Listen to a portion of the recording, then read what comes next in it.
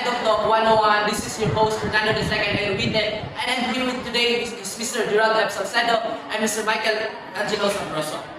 So for today's episode, we're going to talk about one of the most important for every teacher to master, and this is the time of classroom management and techniques. So these help the students learn well and feel safe inside our classrooms. That's right, I agree. So classroom management means that what teachers do inside classroom to make it calm and ready to learn. So it helps students to for their emotional and also for their social skills. And most importantly, their academics. Yes, I agree. So today, we're going to cover four key parts. First is the time management of routines. Second is on the misbehavior. Third is classroom environment. And lastly, the instructional strategies, especially for mathematics, since we are math majors. So we are going to start now. So first, let's talk about how we time manage and what are our routines inside our classroom. First, I will start first. So, good classroom management starts with a good time management. So with teachers that uses time management wisely can surely make their lessons run smoothly. So one way is the pacing lesson. So in pacing lesson, we're going to break the lesson by parts and giving signals, cues, or hints if we are going to change from lesson to activities. So Mr. Now, Salcedo, another classroom management strategy that we use is avoiding time. Now, that time is when a class have a free time and there's nothing to do. So, one strategy to avoid this is teacher can prepare activities. Yes, I do that every time, like a short game or a brain teasers to give students something like even with them. Now, this also avoid misbehavior and programs. so we're done talking about our time management and routines inside the classroom. Now let's talk about how we address the misbehavior of the students inside the classroom. Now, as we stated, they should clearly and positively.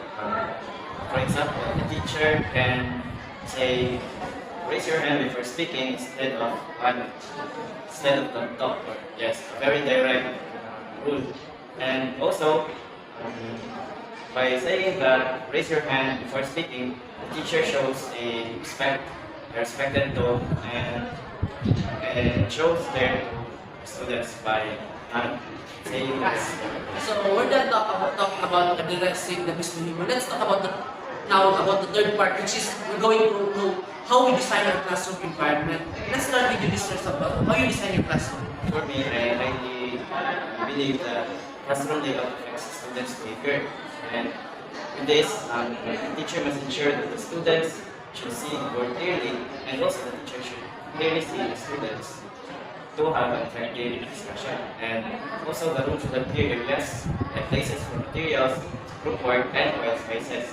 With this, the teacher can maintain the organization and the neatness of the lesson and the flow of the Now we're done talking about the three important parts. Now let's talk about the last part, which is the instructional strategies. So for me is that engaging lessons help to prevent misbehavior of the students. If students are more active, they behave better naturally. Am I right?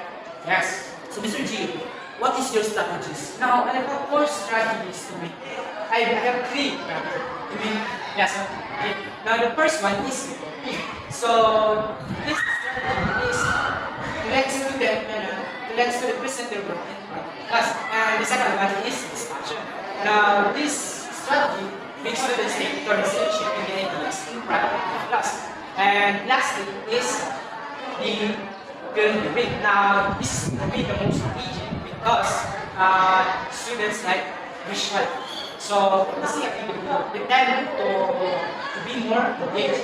And this is to make the lesson more easier to teach.